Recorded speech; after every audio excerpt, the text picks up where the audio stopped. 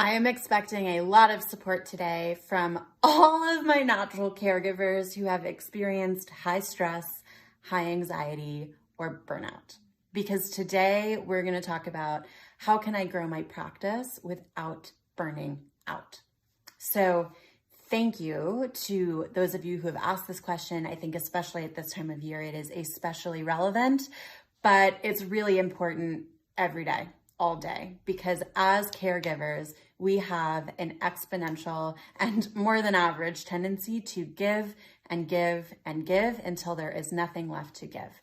And I need to emphasize that when we have nothing left to give, we cannot help anyone. So usually we are giving and giving and giving because we want to help and because we have a natural skill set in helping. But if we give to a fault, if we burn ourselves out, we cannot help anyone, and it will take us more time to recover than had we just woven in burnout prevention throughout. So the first thing I'm going to say is less is more.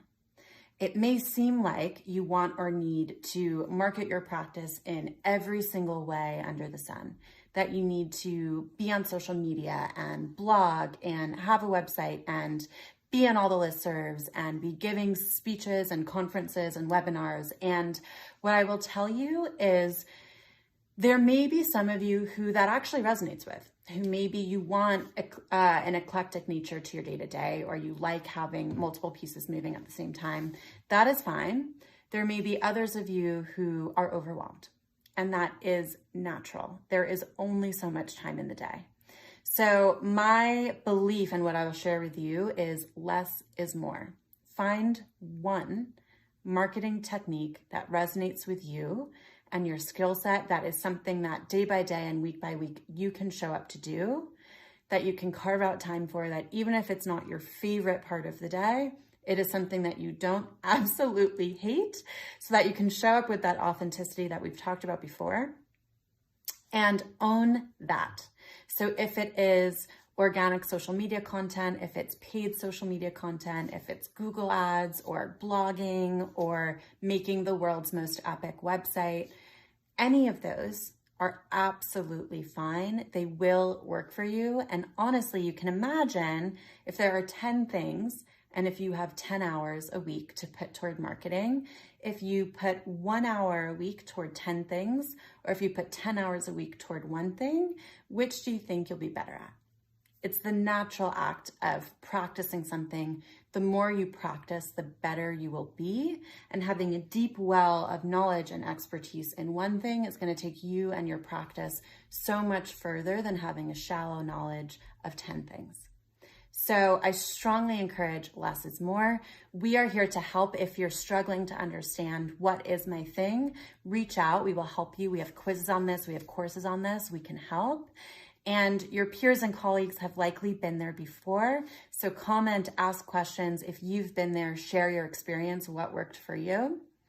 And parallel with that, to show up and do the work, you have to have non-negotiable times and restorative activities and moments where you are not working. This was the absolute hardest thing for me to learn. So I'm talking from first-person experience as a natural caregiver, as what I consider to be a recovering perfectionist. It is really hard to learn and practice, and the journey definitely looks more like that than just like this. There are moments when I dip back into working almost all the time that I have to remind myself, hey, remember that time you burned out?